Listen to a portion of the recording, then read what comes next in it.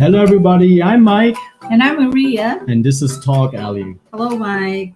Hello, good afternoon. On this 64th episode, Yes, after yes, Halalan part yes. 3. Part 3.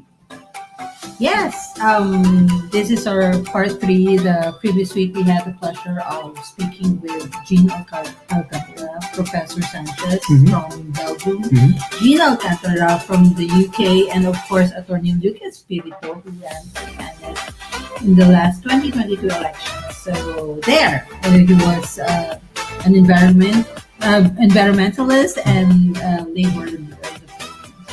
So now, Mike, there's been an unfortunate accident in Bavaria. Could you tell us about it? Yes, sadly, there was an accident a couple of days ago in a train crash in Bavaria. Yes. So 5 people died. The cause is still unknown. So they are still investigating. We'll hope to find why this happened. Many people say it's in connection with the overloading of the train and the start of the €9 ticket season, where you can travel whole Germany in June, July, and August for each month only for €9. So. Yeah, of course. So there were at least 5 people who died, and several more were injured after a passenger train derailed in the Garnish Partenkirchen Alpine region of Bavaria. So the train which was carrying many students was heading to Munich when three carriages came off the tracks. Yes. The incident has sparked large-scale rescue operations. The death toll rose to 5 on Saturday after police recovered further a body. Yes. The recovery effort has been difficult because one of the overturned carriages had to be lifted off the ground. Several people are still missing, or maybe unidentified, right? Correct. Yeah, they had overnight. They had problems with retrieving the wagons from the track. So they are still doing that. So now that authorities now say that 3 people are being treated for serious injuries, in addition to the 5 who died and are in the hospital right now. It's down on the 15 initially reported. Around 140 passengers were on board at the time of the accident. Okay, so now the police spokesperson said a major operation to free people from the wreckage has been completed. So it's been completed now. Well, we on TalkAlley wishes to extend our sympathy and prayers to the families of the victims. Yep. So yesterday, Mike, there was on the brighter side. Yesterday there was a huge gathering of Filipinos in St. Agustin in Bonn, right? Yes, actually it's Siegburg, close to Bonn, and that is the celebration of the Ube Festival. Correct. Of course, brought to us by the Philippine Consulate in Frankfurt. So let's watch this.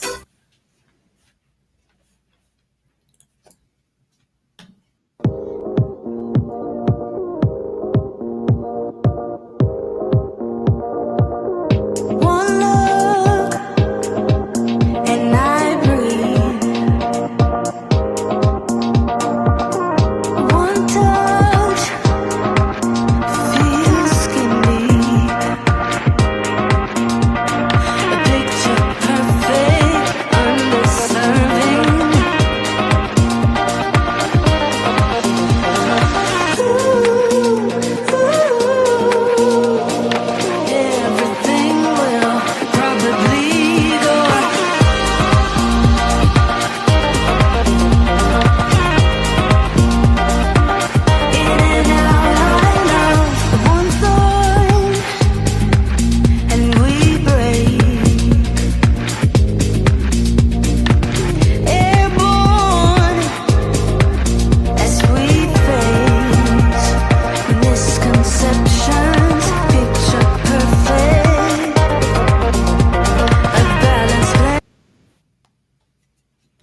Yes, and So this was fun. it was on repeat. So anyway, so that was the event yesterday, and of course we thank everyone who came there, and of course the Philippine Consulate in Frankfurt for organizing everything. For Paula, of course, you're the best. She was the social media manager Mhm. for everything and for the event as well. And Jessica was there. Jess, I hope I was there as well. Thank you for the videos you sent us and the photos that we use as well. Manny was also there. And we also thank everyone who sent us the photos and videos. Thank you very much. Okay. So, yeah, we hope they had a wonderful time. I was missing all the ubes, but we had some family circumstances that we couldn't go. Yes. So, hopefully, we'll have another one of those festivals again. Yes. Yes. And of course, besides the Ube Festival, we are also celebrating the Pride Month. So, why do we celebrate the Pride Month? Because it's the start of June. And this year, it's exceptionally special because we are celebrating its 50th year. Mhm. So, we are celebrating Pride Month now for 50 years. And why do we celebrate it in June? Because in the month of June, as the Stonewall riots took place, which Mhm. started the Pride Month. The Stonewall riots were important protests that took place in 1969 in the U.S., the United States, that changed gay rights for a lot of people in America and around the world. Pride is a celebration of people coming together in love and friendship to show how for LGBTQA rights have come and how in some places there's still work to be done, especially in the Philippines. So I hope the the laws there will be changed and will give more rights to the LGBTQA community as well. Yes. So So thank you, Maria, for these informations. yes, And happy Pride Month. Of course, of course, of course, of Yes. course. So, ladies and gentlemen, before we introduce our next guest, I have a Mhm. video for you. Please watch this. I hesitate to answer that question because this is becoming a big joke. The Sara Duterte is not with us. Okay? We're slashing one another for her benefit. I mean, the Commission on Elections should do something about this. Commissioner, Chair, Mari ba, can you penalize these two people, Marcos and Sara Duterte, for not showing themselves up, the Filipino people, with their programs, and so that masuri ho ng Filipino people yung kanilang record at saka yung programs nila. Yung ginagawa ho nyong penalty, yung hindi sasama sa e-rally, my God, ang hina ho nyon. We need stronger penalties for these people, no? Kasi ho, this is so undemocratic that they're not here. I'm tempted to walk out right now, because precisely we're making fools of ourselves without this person who's just clapping up there. Mr. Chair, can you answer this? These guys are jokers, no? Especially the biggest joke of all is si Juan, si Marcos. Okay? This is a family that has raped the country. It has not apologized to the country. Okay? And he now wants to rape the country again. Fuck you, Marcos. Okay. So, our guest is a Filipino academic, environmentalist, and social activist who served as a member of the House of Representatives of the Philippines. He is an international adjunct professor at Binghamton University, professor of sociology and public administration at the University of Philippines Diliman, an executive director of regional policy think tank Focus on the Global South. Bello is also the founder and chairperson of the left-wing alliance Labang ng Masa, Fight of the Masses. Yes. Last election, he ran for the vice presidency under the Partido Lakas ng Masa, replacing Raquel Castillo, who had filed her candidacy as Guzman's running mate in the same party. Welcome to TalkAlley, Sir Walden Bello. Hello, sir. Yes, hi. Sure. Thank you very much for inviting me to participate in this discussion. Podcast. Yes. Thank you for being with us. I, Thank you for being with us. It's sure. an honor to Yes, I have just you. want. Yeah. Oh, yes, I just wanted to clarify that it's been a long time since I've been the executive director of Focus on the Global South. That's, Okay. uh, I think a dated kind of Yeah. description. I'm I do still a apologize. member of the. I'm still a member of the board Mhm. of the organization, but the executive director is another person at this point. Okay, thank you for the update. Thank you for correcting us with that, sir, and we apologize for the erroneous, yeah, for the mistake, for the error. So, it has almost been a month since Halalan 2022. Oh my God, I'm stuttering. Relax, babe. I'm just so Relax. happy that you're here. We are happy that you're here, So, sir. it's the first time I'm stuttering. So anyway, it has been a month since Halalan 2022. Our guest has been the heart of it all. We want to know everything. So, sir, how are you, and what you think of now that everyone has been what you guys proclaimed by the Comelec? I'm so sorry. How do you feel right now that the 12 senators and the vice president, the president, has been proclaimed by the Comelec? Well, I think from the video you probably can surmise that I'm not very happy with the results of the elections. I think they spell a, a very dangerous period for the country. And at the same time, I and many others have tried to figure out why the vote went this way, Mhm. whereby the son of the former dictator Marcos, Mhm. who was a hated dictator, was able to win the presidency. Mhm. And I know there are several explanations for it. And I have my own explanation for it. But maybe we can discuss that along the way Yes. this Okay. afternoon.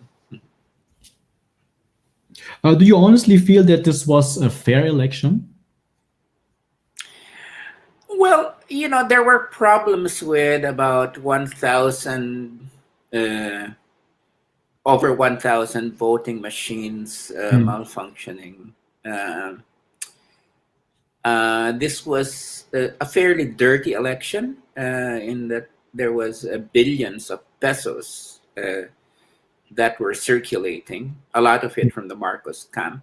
Uh, and of course, there was the disinformation about, the Marcos years, the father, of Marcos Jr., trying to paint that those nightmare years as uh, as a golden era or golden years, and fairly successfully doing that on the internet. However, I would say that while these factors may have contributed to the victory of Marcos, I think that it was overall a democratic outcome. Uh, and in the narrow electoral sense of uh, democracy. Mhm. And my sense is that we need to look at other major, more fundamental factors to account for this turn of events Mhm. and not focus on the possibilities or the realities, say, of vote buying and malfunctioning machines, or even the disinformation campaign, because the vote is too great. It's about 59% of the vote. That was a landslide. Mm. And the nearest opponent was the Vice President Lenny Robredo. So I Mhm. would rather focus on what made the electorate choose Marcos. And I think we need to try to understand that. Okay, thank you. Okay, so it was actually the opposite of what Attorney Luke said last time. You know, he doesn't believe that this was a fair election, and yeah, he's not. Well, he hasn't given up on it because there were so many, like in the cases of the vote counting machines Mhm. malfunctioning. It's not just that there were reports of voters waiting in line for hours while the devices were repaired. On the eve of the election day, partial and unofficial voting had hit more than 60% of the total votes cast. There have been claims of election fraud, and according to report, even the current president wants it investigated because of that. Mhm. So, on your side, sir, you won't be filing any complaints, or you can say that you have officially conceded to the finality of the results. Well, I'm not exactly sure if that's what Luke really meant, that we can explain the results and Mm. attributing it to fraud. I mean, I'm a close associate of Yes. Luke. We ran under the same Mm. platform. Yes. Uh, I think both of us, say that there was fraud. There was um, you know there was disinformation. Mhm. There was a lot of money that was poured, but I don't think Luke would go as far and say that overall fraud explained the electoral results. As I said, Mm. our position is that this may have contributed, but the main factor was, to be found on people's choosing Marcos. Yes. And that's why I say that in a narrow sense, it was a democratic outcome. Mm. And I really don't think it's very useful to attribute this to malfunctioning machines. I mean, there were Mm. instances of that, but we should understand. We should try to understand more why um, uh, the large numbers of people, especially Mm. from the lower classes and from the youth, voted for Marcos. Yes. And if we try to attribute that to fraud and to election um, and vote buying, I think we're barking up the wrong tree. Mm. Now, I as far uh, as recognizing Marcos, I don't, you know, I'm not conceding anything. Okay, Yeah. uh, I don't recognize this person as a legitimate president. Mm. Uh, but that doesn't mean that I'm saying that the the outcome of the vote, was not democratic in a narrow sense. Yes. So I want to make that distinction because I definitely I I am not granting legitimacy to this family that robbed the country and fooled the people into voting for them. Mhm. That's my position at this point in time. Understood, sir. So on the first week, there was already news, and Marcus has spoken that he wants to push for the revision of his history textbooks. He said, as quoted, "You're teaching the children lies." Your thoughts on this, sir? Well, I think if there's any problem, it's that we didn't teach people more about what happened under martial law, that there wasn't a sustained effort to, in fact, show what occurred during martial law, the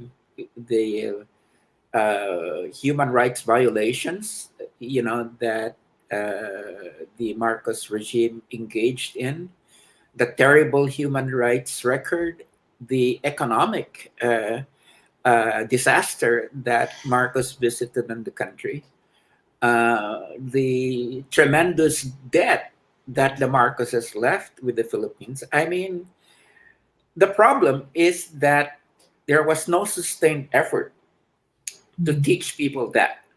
And that's why that's where one of the problems, because the way that children were taught over the last 36 years was just this was President Garcia, he did this. This was President Macapagal, he did this.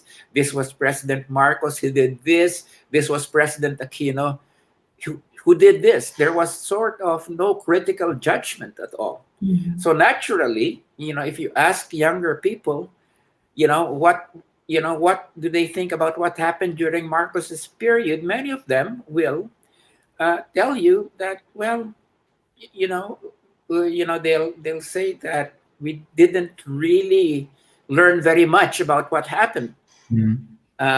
because there was no critical judgment. I think that that's the problem. But again, uh, I think we really need to look. Let me put this way. Mhm. Um, uh, Most of the voters, something like around 52 to 54%, uh, did not directly experience the Marcos years because they were either very small children during the Mhm. martial law period, or they were born after 1986.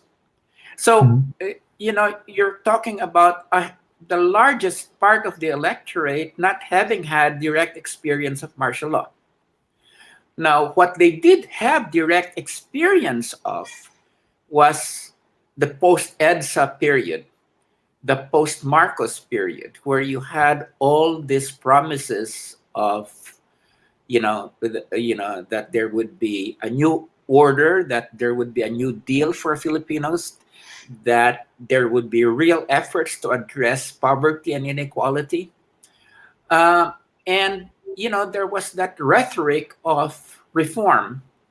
And yet, the outcome of the last 35 years, 36 years, Mhm. uh, that these young people experienced, has been, the opposite of real reform taking place. The problem is that all those democratic promises were not delivered by the post-Marcos governments. Uh, and this is what people experience. The poverty rate is, something of the order of 25% of the people. That's extremely high.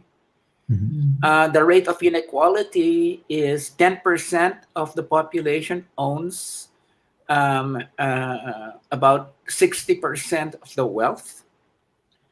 Um, Economic policies that have been pushed by the World Bank and the IMF have destroyed the country's agriculture and destroyed the country's manufacturing, leaving young people with no choice but to go abroad if they want to better their status in life. Yes. And so, you know, those are the factors that made young people in large numbers go for Marcos because they were resentful of the fact that the promises of the Democratic Republic that we call the EDSA Republic did not come true. And that's what they were reacting to. And we saw this, the first sign of this was in 2016 when people voted for Duterte, despite the fact that Duterte, was presenting himself as a strong man who, had very little respect for human rights, etc. So this is the second phase of uh, that process. So okay, so the I guess what I'm trying to say is that the major part of the electorate did not have direct experience of what happened under martial law, but they had direct experience of the disappointments, of democracy not delivering. I mean, if you're a Filipino growing up over the last few decades, and what you're told is that if you want to really better your station in life, there are no jobs available in the Philippines, go abroad. I mean, if that's the message that you're getting, then you become very susceptible to the kind of lies that Marcos and his gang were trying to spread in the internet to try to paint the martial law years as a golden age. So let's not go for the easy explanations. No, if the poor and the youth went for Marcos or allowed themselves to be seduced by Marcos, it's because they were reacting to their conditions of poverty, failure, lack of promise. That the last 35 years of the Democratic Republic was not able to deliver. That's the main reason. That's the main reason, and that's why we ran this campaign with Leodia de Guzman, with Lux Spiritu, in which we said that we have to offer people a program, a vision for the future that contrasts with their feeling of being disempowered under the last few decades. So that's in other words, this message of the golden age would not have been effective. This lie about the golden age would not have been effective if there was not an audience that was receptive to receiving it, because they were resentful of the conditions that they were in. You guys know the terrible conditions of the Philippines over the last several years. You guys know that so many of your generation have had to flee the Philippines because they don't see any future in the country. That's the sort of resentment that the Marcoses fed on. They pushed their propaganda on, and let's face it, they were effective when it comes to that. So Marcos and his company was able to see a window where they are able to apply revisionism, historical revisionism in the country because of the lack of foundation from the educational system, which in order for us to have taught, the youth all these years. And now, currently... No. I'm trying to say that that's a factor, but not a major factor.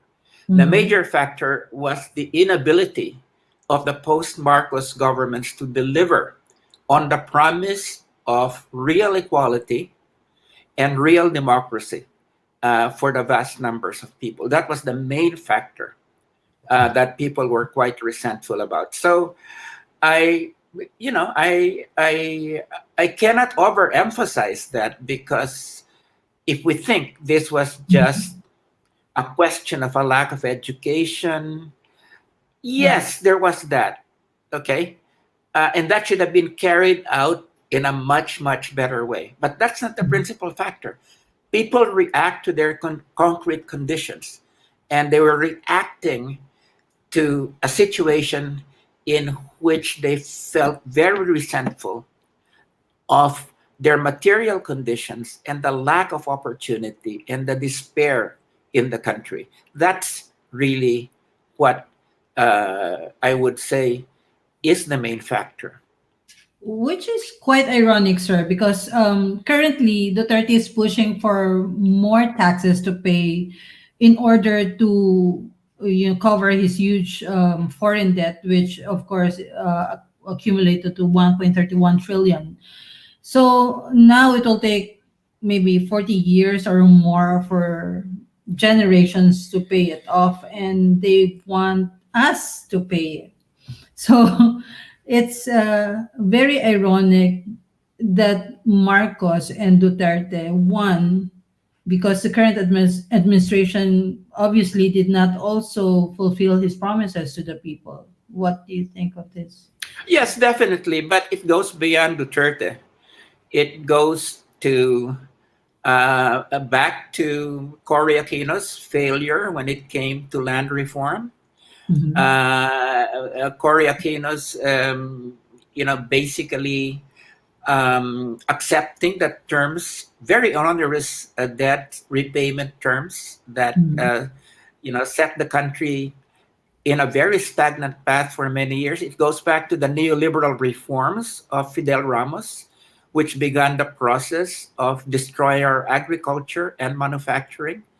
It goes back to Joseph Estrada, and the do nothing administration that he had. It goes back to the terribly corrupt administration of Gloria Macapagal Arroyo.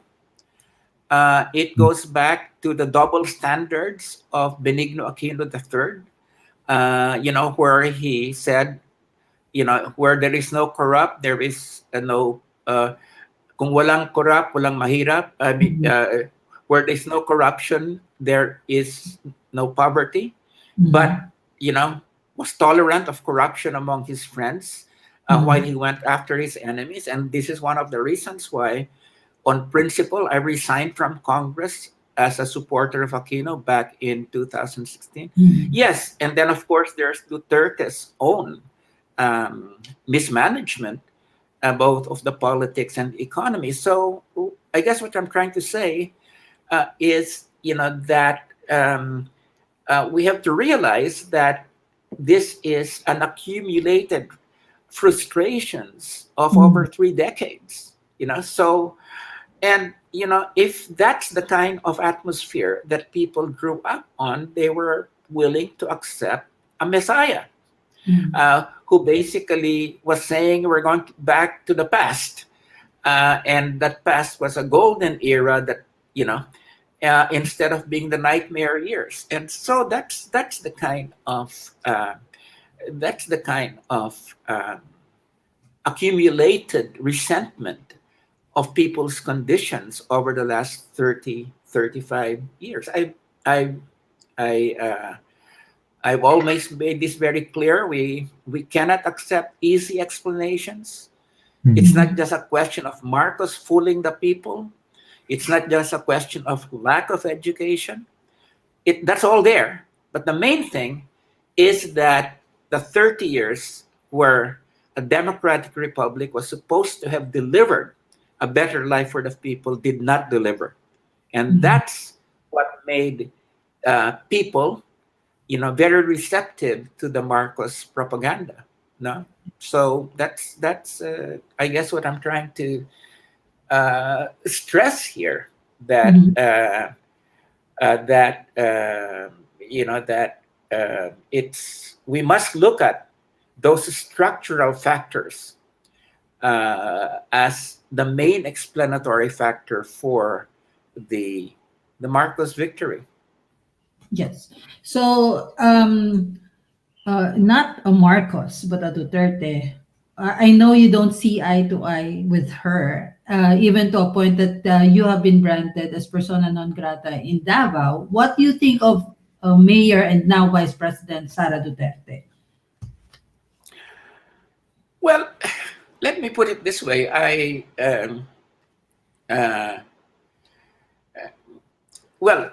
the first thing that I wanted to say is, that um, Sara Duterte, Yeah. has a very dismal record as mayor Mhm. of Davao, and Yeah. I raised these criticisms during the campaign. Okay, and we carried out a campaign. Leody de Guzman, I, and Luke Spiritu carried out a campaign that was very comprehensive, in that we not only criticized Marcos and Duterte for their lack of offering any program, because they didn't offer a program except unity. Okay, we criticized them for their absence in the debates. Hmm. Uh, we we criticized them for their very poor records. They were so hurt by it that, as you pointed out, Sara Duterte had her aide file a cyber libel case against me, Mhm. and at the same time had the Davao City Council declare me as persona non grata. Mhm. But okay, that is one part of the campaign, and I think Leody and I and Luke were the ones who really hammered the Marcos Duterte team. We were merciless when it came to them, but we were not just running against what we call the axis of evil. We were also trying to give the people a future to look forward to. That is why we were running on a democratic socialist agenda. We had very concrete platforms: 750 peso minimum wage. We had a platform for a tax on the wealth of the top 3% richest Filipinos, what is called a wealth tax. Mhm. We were calling for a new program of land redistribution. We wanted to overturn all those neoliberal policies like the Rice Tariffication Act, which had destroyed their agriculture. We were calling for um, legalizing divorce, you know, which is really crazy that we're one of the few countries that doesn't have divorce. We were calling for same-sex marriage Yes. as something we were calling for decriminalizing abortion. We Mhm. were basically having a very progressive program, and it was something that was resonating with people. None of the other candidates had that program. Okay, certainly not Manny Pacquiao, not um, Lacson, not Moreno, not Marcos, not Lenny Robredo. All of them were talking about, you know, uh, very abstract things, good governance or whatever. Everybody was attributing it to corruption, corruption, corruption. Hmm. Yeah. We were the only ones that were basically saying, hey, there's a major problem in this country and we've got to change the structures. Mhm. And there will be people, a minority of very rich people, who will be hurt. But, we have to start now because the country is going down the drain. No? So Mhm. we were not just running against the axis of evil of Marcos and Duterte. We were running for the future, what we call the democratic socialist future.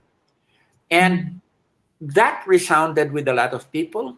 Of course, in a highly polarized situation, the numerical results in terms of the vote for Leody and me were not uh, reflective of the real reach, you know, of Yes. our appeal during the campaign. And we Mhm. really appealed, especially to the poor and to young people who were hearing this for the first time, because Mhm. progressive forces in the Philippines did not, in the past, really bring this up in a major way, because Mhm. they were always feeling that they have to run on the coattails of the liberal elite, like the Liberal Party, instead of really having an independent program,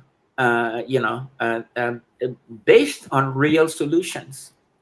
So that's what we tried to offer. We were hard hitting towards Marcos and Duterte, but we also knew that to win people over, maybe not for just for this election, but for the future, we had to offer a real program for change. And I think that is what is new in this election, that you had the progressive movement, or at least part of the progressive movement, run independently with a democratic socialist uh, uh, program. Many of the elements of our program is something that you guys in Germany take for granted, in terms of the welfare state, but that's, we're not trying to copy Germany, because we have all our own conditions, but there are certain things would be very useful for the Philippines, in terms of what people's struggles in Germany and in Europe have been able to achieve in the past. So we're basically trying to modernize Philippine politics, and I think we've begun a process during this election that that we will follow up, because as I was saying, many people, especially those who voted for Lenny, and who said we love what you're saying, but more important for us is preventing Marcos from coming to power. They were responding to our message, and Yes. that was a very positive thing that we were doing. So it's a new era in the Philippines. Of course, we have this crazy Marcos and Duterte now in power, but you know what? These two idiots, it's an alliance based just on sheer sharing of power. There's no program behind it, and alliances based simply on sharing power won't last very long. I think that after about a year, the Marcoses and Dutertes will be at each other's throats. Okay, and so they're enjoying their time in the sun at this point in time. But when it comes to governing the country, they will realize that you cannot govern without a program. If you're just really representing your family's dynastic interests, that's a sure way to failure. So we're looking forward to really engaging and opposing this Marcos Duterte regime. And it's going to be a difficult period, but it's also going to be an exciting period, because we really want to bring Philippine politics to a new level, and away from the way that it has been dominated by these awful dynasties that So that we asked also people to send their questions all over Europe. And one who sent her question was Desa Aguilar, the managing director for the Filipino Expat.com magazine here in Europe. And she wants to ask you, what is your biggest fear about the Marcos Duterte government? This well, question is from Desa Aguilar. Yeah. I think this comes from two families that have not shown very great respect for due process and the preservation of democratic rights. I think these are two families that understand only one thing, that they need to grab as much power as possible. So I think the erosion of the democratic institutions in the Philippines, like the separation of powers and many other things, due process, that the erosion that began under Duterte will be continuing under the Marcoses. So my sense is the erosion of democratic institutions is going to be the biggest problem that we will face under the Marcos Duterte administration.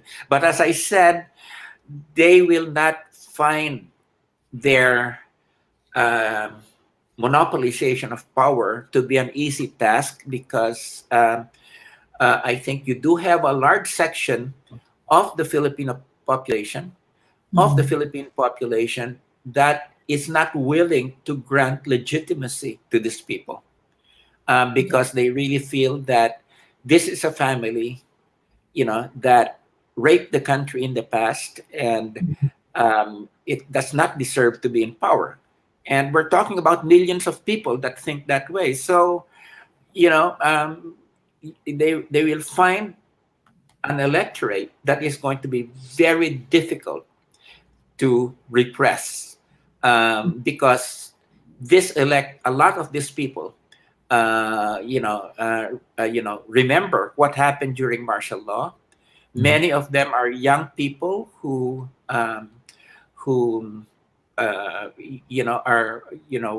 were mobilized during the campaign, and so I think that there will be a strong resistance to the moves to um, destroy the democratic institutions in the Philippines.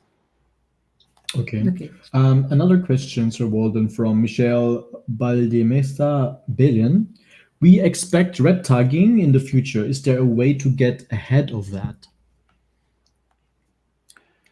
Yes, you know, uh, we just need to um, be able, you know, to really oppose every effort at red tagging.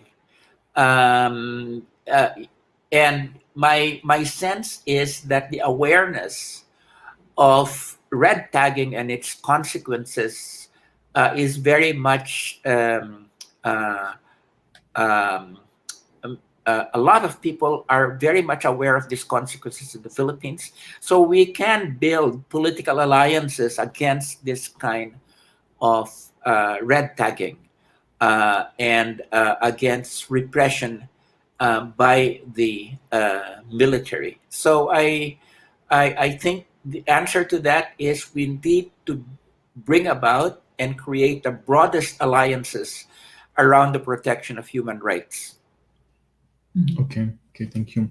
Another question. Another question from April K.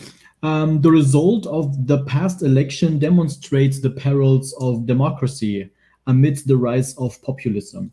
How can we ensure the choice towards good governance without undermining representativeness?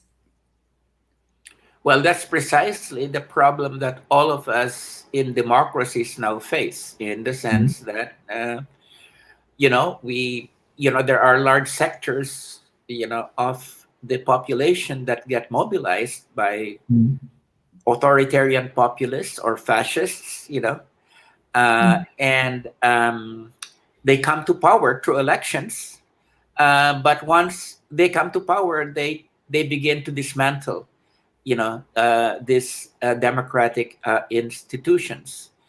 And my one answer is we really need to be able to create the strongest alliances of democracies at the international level, at the level of the country. We need to be able to bring together all the forces that are uh, for democracy.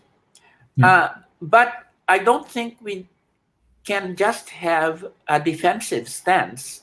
I think we really need to bring people together to look towards the future.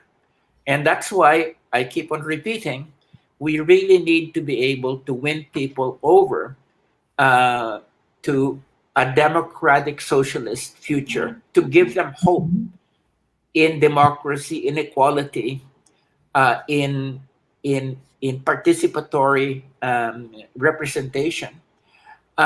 We need to give them hope that there is a future that they can look forward to. Because otherwise, if we don't offer that future, they will be very easy to fall into the clutches of people like Trump in the United States, Mhm. People like the AFD in Germany, people like Mm. Marine Le Pen in France, Yes. uh, who have movements that are based on resentment and on scapegoating, minorities and non-white people. Mm. We cannot just be defensive. We have to say, you know, that the way forward is to a really democratic future, and we have to fight for that. If there's a purely defensive stance, I don't think that we're going to win. You have to give people a very different and a very hopeful vision for the future, so that it brings them out of being susceptible, of being mobilized by Mhm. forces, the dark forces of the past. Okay. Thank you. Okay. So So, we do have. yeah. All I'm trying to say is that the Philippines and Germany and the United States have a common set of problems. Yes. And I think that has become very clear over the last several years with the Mhm. rise of these authoritarian figures, whether it's in the global south, like the Philippines, Duterte, or Modi in India, or in the global north, like Trump in the United States or Orban Mhm. in Hungary. Mhm. So, this, I mean, of course, there are differences in terms of economic development, etc., but there are many political similarities, between us at this point in time. Okay. So finally, of course, what do you think of the again, what do you fear and what do you think of the administration, that will be led by the president, current president? Uh, what do I think of that? Yes. Yes. Well, all I can say is, that I expect the worst. Um, and that I count myself to be in the opposition.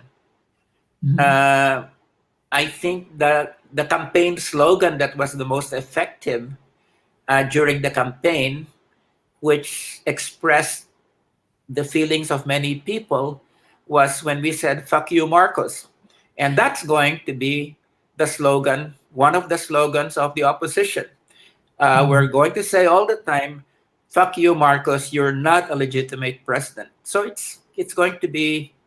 They're not going to have an easy time converting the Philippines into a playground Mhm. for their desires. But um, I think there are many people in the Philippines who are willing to lay Mhm. down themselves, lay Mhm. down their lives to make sure Yes. that we do not go back to a period of dictatorship, but in fact are willing to fight for a truly democratic future.